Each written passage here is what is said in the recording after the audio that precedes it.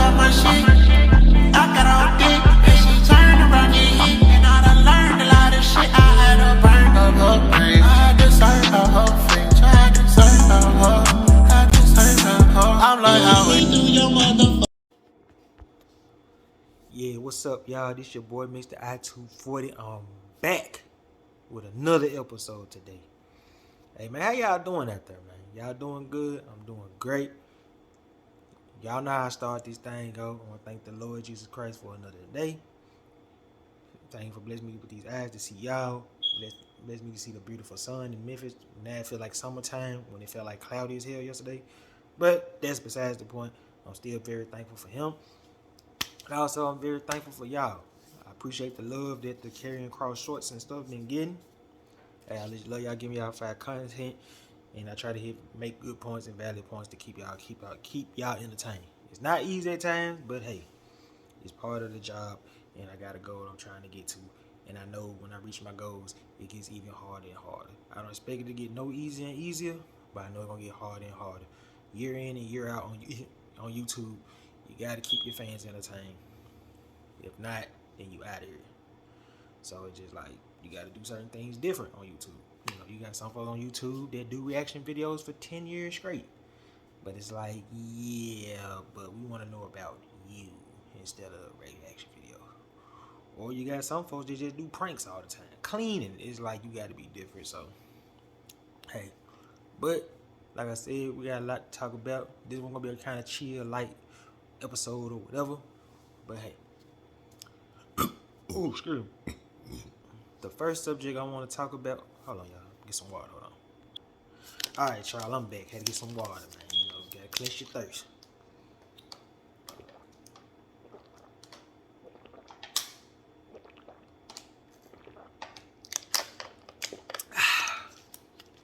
All right. So, the first subject I want to talk about: Ric Flair, Hulk Hogan. Now, you wonder why I want to talk about Ric Flair, Hulk Hogan. Not even the Pacific rival, but let's talk about the Pacific year where Ric Flair went to WWF in 91/92. And the reason I want to talk about this because I listened to a Bret Hart shoot interview, and he was talking about how tough it was for Ric Flair to follow behind Hogan's shoes. Now, if you remember, in the 80s, it was always Hulk Hogan, Ric Flair. Ric Flair, who was in AEW, that's AEW. AWA, WCW, Ric Flair ran the show in the 80s with the drip guard, with the Four Horsemen, with, Ole Anderson, Arn Anderson, Barry Windham, Lex Luger, Sid Vicious, J.J. Dillon, whoever in that order at the time. You get the point. And you had Hogan, who became a star in 1983 thanks to the Iron Sheik, who to this day still hates Hogan for some odd reason. I don't know, because you gotta remember Iron Sheik was the WWF champion. Hulk Hogan got his star, his shine off him, and then it took off. So you gotta think about that. So it seemed like no matter what Ric Flair did at that point, he was always gonna be number 2 for his popularity and shine. Cause we all know he out-roused Hogan. Just like I mentioned in the last episode, how Mr. Perfect used to out-wrestle Hogan, and it seemed like so funny. So it all came to full circle when Ric Flair joined the WWF. Now we would have thought, now they had matches during Ric Flair run, but it was untelevised for some odd reason. I don't know. And I feel like they should have struck while the iron was hot. You know what I'm saying? They should have did it at Survivor Series, or like I said in one of the other videos, they could have saved it for the main event in WrestleMania to settle the scope. But during Ric Flair run, it was like, all right, I'm gonna challenge you. He even came with the WCW title because he was mad at Jim Crockett. That's why he left WCW, because of Jim Crockett. He felt like he wasn't getting his respect or his just due or his shine. So you thinking about it, like you sit back as a kid, you watching it, you like, man, Ric Flair doing good, he getting his shine. But then you think about it, it's like I heard Ric Flair said a comment was so funny. He was like, he never got over in New York. He never got, like, if you really look back, like, they tried to build Ric Flair to the moon and back. Ric Flair tried to do everything he can. But it seemed like no matter what he did, he wasn't getting that respect in his shine. It seemed like he was always going to be sacrificial to Hogan. You see what I'm saying? Because that was Hulk Hogan territory. Even Hulkamania was still going at that point. Until 1992 Royal Rumble. So you ask yourself, what you mean, Rich? What you mean, Mr. I-240? Well, kids, Ric Flair entered number 4 and won the Royal Rumble. Right? You know, then you listen to the crowd, they barely respond. It was just like, all right, cool. It just seemed like doing the Ric Flair run in WWF, it wasn't connected. I mean, he tried to feud with Piper. I mean, man, he had good matches with Randy Savage. It just, something wasn't connecting. And it's just, like Bret Hart said, he said, man, Rick was trying his butt off. It just seemed like no matter what he did, it was not going to be good enough. And Hogan Buzz died that night. Look back at that Royal Rumble when he came out. They was responding to Sid Vicious. And I got to put him in episode 2. Because I'm tired of y'all folks disrespect my boy Legacy. So I'm going to put him in episode 2. But that's in the near future. But everybody was cheering for Sid. I told y'all. We want something new. Something fresh. It was the 90s, man. Look, man, we got Coolio with the twisted dreads. We don't hear no dudes about saying vitamins and prayers. And plus, Hogan been on top for 9 years. This is where I can give John. This where I can give John Cena his props. John Cena knew when his buzz was over, so he started moving on to acting. Hogan tried to move on to acting, but it was just trash. Cause that's why him and the Warrior was beefing over who's the face of the company. How can you be the face of the company and you finna go to Hollywood? Let me get the belt, hold it down, get the shine, and then we'll revisit this thing. So it's just like they had televised, like they had untelevised matches, and I'm pretty sure I won't be surprised that some of them untelevised matches wasn't that good or connecting with the fans. So that's why they probably why they never did it on TV like that. And it's just like the Ric Flair experience, even after Hogan left, it was just like, man. And this one doing Hogan was spilling the beans on Vince, the man who made him. Think about this. The man who made you. You want to drop down on him. That's crazy, right? So while Rick trying to still connect, hold on to his glory, Rick WWE run was coming to an end. And that's because Vince was going in a new direction for the Bret Hart, Shawn Michaels, or whoever else was coming along. And from what Rick said in the DVD, he was like, look, Rick, I can work with you, but I'm going to treat you like a mid-carder. I said DVD, I mean the documentary. Who watch DVDs these days? The documentary. So Rick went back to WCW, doing his thing, winning championships, beat Vega at Starrcade. But who came along later on that year to steal his shine? Say it with me now, y'all. You know who stole the shine? This nigga. And it became Hulk Hogan country. So he thought. He realized what Ric Flair going through in the East Coast. Because their first year was cool. They had Ric Flair so great. He gave Hogan the belt at Bash at the Beach. And Hogan didn't even deserve the belt. And this was Hogan was starting to lose some of his muscle. He still had some of his muscle, but he was looking lean.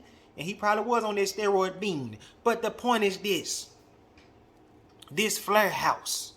You think Vince would have jumped up and gave Ric Flair the belt at the first pay-per-view? Hell no. I said Royal Rumble, that's different. I'm talking let Ric Flair would have faced Hulk Hogan in Survivor Series. Man, you think Vince McMahon would have gave Ric Flair that belt? Nope. So it's just so funny. It's the same thing I said about Randy Savage. I feel like Randy was a better entertainer, more passionate, better wrestler. But for some reason, Hogan just had this aura that made us love him. And it's the same thing with Ric Flair. No matter what they did, they was all gonna be number 2. And it was at the point I feel like ain't nobody gonna never replace Hogan until 1997, 98. Stone Cold Steve Austin. Stone Cold up here, Hulk Hogan right here. If I was drawing and anticipating in the match, but Steve on the promos, intensity, energy, and characteristic way up here. I'm sorry, Hogan, but Steve got you in the promos. Steve got you in the wrestling. Steve Austin just a better overall wrestler than you. Now you good in your own lane, but I think you good at stealing people shine and not let people shine. Cause just like I mentioned in the last video about Mr. Perfect, I heard you didn't want to put him over, man. Come on, man. You can't have the gold all the time. You gotta start from the ground up. We want to see comeback stories, not you in the title pitch all the time. So, that's how I felt about Ric Flair 92 run. Alright. Another subject I want to go to. The beef. Or the ops, as we say in the streets. Where you have opposition New Jack and my boy from Memphis, Tennessee, Jerry the King Lawler. Get well, brother. We rooting for you, dog. We rooting for you. Get well, brother. The history between Jerry Jerome Lawler and New Jack Jerome Wright is an intriguing history because New Jack made the allegations that Jerry the King Lawler is a racist. And it started with, from the shoot interview, he said him and recently passed Jerry dad, Jerry Jeffrey, called Miss Jacqueline a wet nigga dog. Now it's so funny. I ain't never just thought of seeing Jerry the King Lawler as a racist. I just can't see it, bro. As much stuff he did for Memphis and, and the black African American wrestlers and stuff he did with Corey Macklin and stuff like that, I just can't see it. Because if they did, that's messed up, bro. I mean, of course he called Goldust a F.A. it. You know what I'm saying? He called him that. But that was back in 97. I ain't finna see it because I ain't finna get counts on here. I can see him being like homophobic. But I can't just see him being a racist and keeping folks down and stuff like that. I just can't see it, man. But this is New Jack now, because New Jack's story's got a lot of credibility to it now. I mean, he was there when RVD slapped Taz. Hey, Taz, pick a hand. Wham, slap. Respect gone. Got more credibility. Now, y'all can say he was on that crack rock, that drugs, cocaine, whatever. Hell, he'll tell you. You see the shoot interviews. Hell, you saw Dark Side of the Ring. New Jack gonna keep it straightforward. And that's why I believe Vince didn't want to mess with him. Because he knew, like he said, Vince can't control me. I mean, outspoken. I'm saying what's on my mind. And then you got to remember, too, when Jerry Lawler had his heart attack in 2012, 2011, he started laughing. New Jack was tripping. Hell, he was trying to start an angle. Everybody was saying, that's cruel, man, that's wrong. But what they do? They give it to CM Punk. He did the same thing on live TV, and everybody high-five. So you mean to tell me it's a problem now? I don't condone nobody doing what they do, but I'm just saying, the black man do. I mean, you going too far, man. You crazy, bro. Man, hell no. We're going to block you off Facebook. But CM Punk get on there and do an angle. Talking about the same thing the very next week or a couple of weeks next week. That's crazy. And I just feel like I ain't never heard just Jerry Lawler say much about New Jack. But so it's kind of like, when he first said, I'm like, man, it's hard to believe it. But then you got full proof. Like this New Jack now. This ain't no random. Now if it was like Darren Young said it or Titus O'Neil, I'm like, I don't know, man. Y'all tripping. But you got a real one from the streets, from Compton, and he been racial profile all his life, saying it. And I won't be surprised that there was a lot of tension between the two guys that they really never got a chance to work together. Cause I won't be surprised if they was barely in the same room. Cause that's a lot. That's a lot, man. When somebody call you a racist, man. And then you call a woman, and that's sad if they did call it. I'm not like, you called a woman a wet nigga dog. That's crazy. That's tough. And that's just how white America is, man. They don't care. They don't care about that. As long as you put that work in. So it's just like, nah, bruh. This ain't it, dog. This ain't it. So I just hope at one point them guys would have crossed paths, squashed the beef, or addressed what had to be addressed.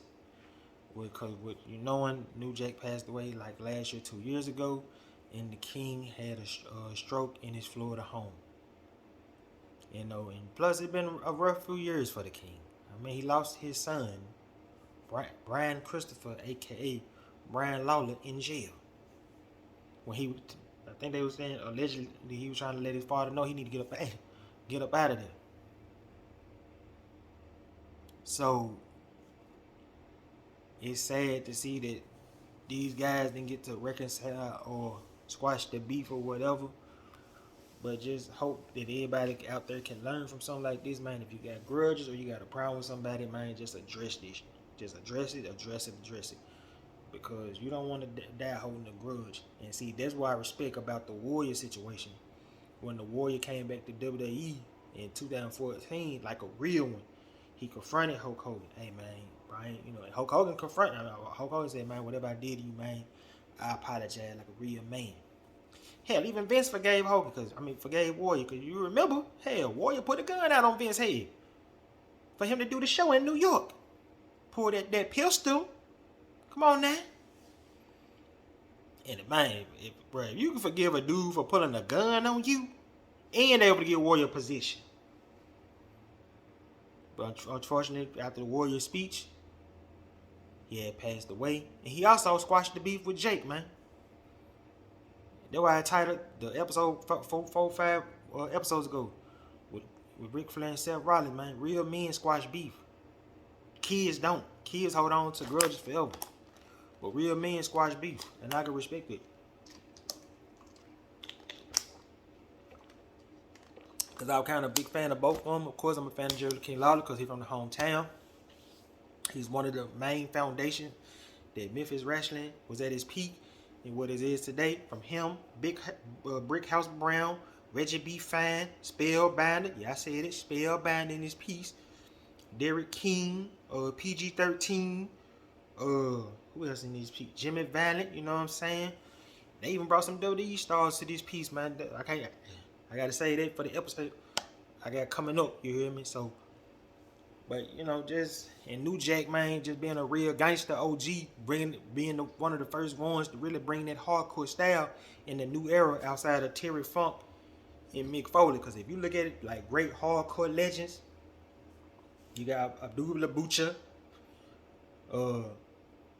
Bruiser Brody, you hear me? I got the episode talking about him too. We got set up by the Ops. Who else in this piece? Terry Funk, Mick Foley. You dig what I'm saying? And you got to add New Jack in the mix, man, because New Jack brought that hardcore street song. I mean, he was the first person to play a rap song while he whooping your ass. So let's get New Jack his flowers, man. And, Jerry King his flowers too, man. I just hate these two gentlemen to get a chance to squash the beef because there's a lot of allegations, a lot of heat, and a lot of tension. The time flew back. You know what I'm saying? I'm pretty sure both guys weren't going to back down. So, you know what time it is. All right. Very intriguing subject. Cody Rhodes says the WWE, as much as he loved The Rock, WWE don't need him. As much as I love The Rock, I've been saying it for the past few episodes. They don't need The Rock. You got 3 superstars all in the same storyline coming together. You got Cody Rhodes, the Tribal Chief, and Sami Zayn. With good storytelling. Why the hell would I bring somebody we haven't seen wrestle in 9 years to take that shine? Now I can see why the Dolph Ziggler's and Zack Ryder's and folks used to get mad like, damn, I'm trying to get on the card. Then you looked up, we gonna bring The Rock back. Yeah, they happy they got paid, but they ain't happy they get to show their skills. They shine. Well, Zack Ryder got his WrestleMania moment at the one in Dallas when he was supposed to win the ladder match from what I heard. Or what was in the reports. But he still got that moment. You can't take that away from him. Like, why would I do that? Why would I try to bring him back for what?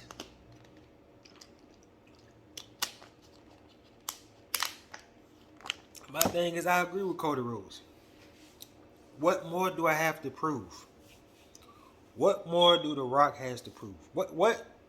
Okay, I can see Roman beating The Rock. I can see why Roman get out of his legacy. But let's just play devil's advocate. What do The Rock has to gain out of being Roman Reigns? Like he told Hurricane Helms, nothing. So we don't need The Rock back. We got storylines in place that's doing very well. Almost every storyline in WWE doing well. Oh, you want to know how? Okay, here we go. You had Bobby Lashley and Brock Lesnar. I'm talking about them 2 episodes from there. No, next episode. Doing very well. The match has been subpar, but the storyline building just, man, who the best? Who the man? I'm the alpha dog. This my house. Okay? You got that storyline.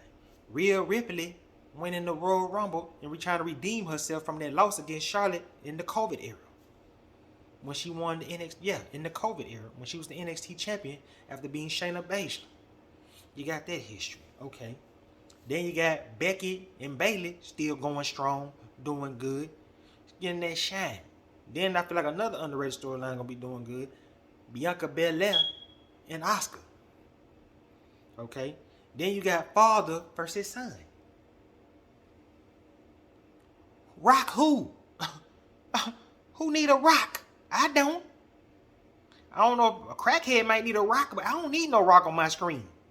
I love The Rock. I need to focus on XFL and doing this next movie because I heard that Black Adam stuff was mild sauce. Well, I ain't gonna say mild sauce, but the tickets ain't doing good. Focus on that, bruh. I love you now, but no, not this wrestling. No. And plus, like I just said a minute ago, Sammy didn't work hard, man. And for y'all to just, hey man, we're gonna dump The Rock and put Sammy in the back. No, bruh, that ain't it, bruh. Cody Rhodes worked hard for this moment, but he just got back. Nigga, the main play Stardust. Enough said. I'm gonna put it on the screen again. The man played Stardust. I mean, come on, man. Cody bust his butt to get here, to earn this moment. He writing a story for his daddy. You know what I'm saying? For his father. He trying to accomplish something that his father didn't do. And just to think about that, the man didn't even give Vince a 2-week notice. That man just said, peace out, I'm gone. And then he in the main event. Look how forgiving Triple H. See, I told you that. Listen to your boy. If Vince don't see you making that green, you out. And Cody is hot as fish grease, which I'm finna cook in a few hours. Think about that. Cody ain't been back there long in the company. Then he got my boy Seth Rollins sacrificing him. And Seth Rollins need to be in the title picture. Boy, I told you, boy, become the idea. I got them episodes coming up, man. Seth Rollins was willing to put him over. Not once, not twice, but 3 times. And the man wrestled with a torn pec. So you mean tell me y'all want my boy built up if you smell what The Rock is cooking to take his shine? No. So The Rock did the right thing. Like, nah, man, I'm going to chill out, bro. I'm straight, bro. I'm good, bro. He did the right thing. Talking about he ain't in wrestling shape. No, The Rock probably didn't want to steal them folks shine because they work hard. And plus, The Rock got a million things going on. I mean, hell, he running XFL, the clean version, where you actually focus on football instead of in broads. You know what I mean? So, nah, man, like, Cody's right. You know, and, you know, I don't like how you tried to double down. I'm like, you weren't disrespecting The Rock. It was just the truth. It's y'all time now. The Rock didn't had his day. The Rock done won championships, Royal Rumbles, and I mean, what else there more to do for The Rock? Like, for real. Like, what else there to do? I mean, come on, man. You did right, man. And plus, have y'all seen that promo with Sammy and Cody? Who needs The Rock? Maybe a crackhead in South Memphis. I don't know, but we talking about who needs The Rock. You feel me? Who needs him? We don't need The Rock, man. We don't need Dwayne. I just named y'all 5-6 storylines that was hot as fish grease in the company right now. Y'all building up younger talent and putting them over. Hell, Ali just won a match. He on the resurface of making a comeback. He beat Dolph Ziggler in the Instant Classic. That's because Dolph Ziggler is a great wrestler. And that's another person who need a push, but he ain't had a push since Ryback gave him a concussion. I like Dolph Ziggler won hot in 2012. Don't do that now. Come on now. Like, come on, man. Who needs Dwayne, man? Man, get that spot to Dolph Ziggler. Let him do something. Bobby Roode, something. You know what I'm saying? Even Austin Theory with the potential storyline with John Cena. Now you like, why you ain't going hard at John Cena? First of all, John Cena know when to walk away. And if you remember in the promo, I forgot who's in the promo with, I think it was Roman Reigns. He said, man, I ain't main event WrestleMania in 5 years. I was the opener of SummerSlam. You think The Rock would have been the opener at SummerSlam, bro? Hell no. Ain't no opener for The Rock. So, basically, Cody, I agree with you, bro. I stand 10 toes with you down. I hope you win that match at WrestleMania. Get this shine, finish the story for your mama, your daddy, your brother. Man, finish the storyline, man. You did right with that comment, man, because you want to say Sammy been hot for 6 months, and you just got back started. You got back hot where you left off, man. So I'm with you, dog. All right. So the last thing I want to talk about is Dana Brooke. It seems like it's like she can wrestle, she athletic, and she can go, but it's like it's just some keeping her back from kicking in that front door, you know? It's like her biggest highlight was being Charlotte's assistant. And then her and Charlotte had that feud, but it was just like, nah, we ain't feeling it, bro. And it wasn't because of Charlotte, it's just something ain't connecting with the fans. And from what I'm saying, the little highlights of main event and all that, she putting on good matches. It's just something ain't connected, man. And it's just, I mean, she was the 17-time 24/7 champion. Now she made that belt look good. I'll give her that.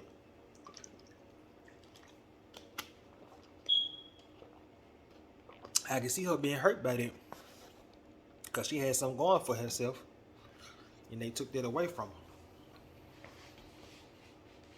But it just seemed like something ain't connected with the fans, man. It's just like, I don't know, because I want to see her win, her shine. Because it at one point, it's like I get tired of seeing Becky with the belt, Charlotte with the belt. Rhea cool because she young, so she ain't just won it that much often. But it's like, dang, can some new girls step up? Can I get a Selena Vega step up?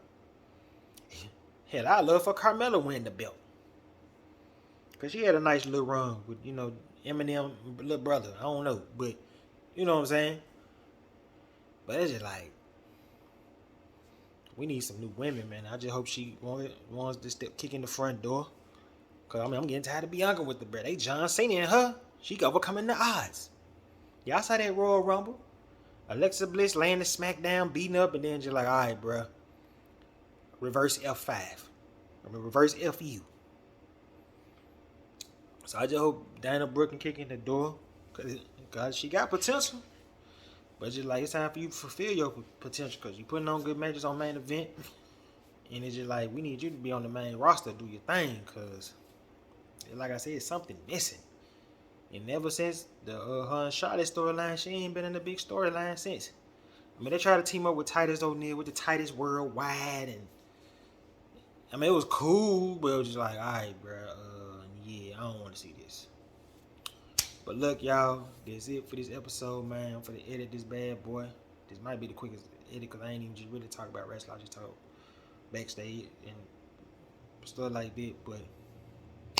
Hey, I love y'all. I do this. I'm out. Peace. Just let me talk my shit.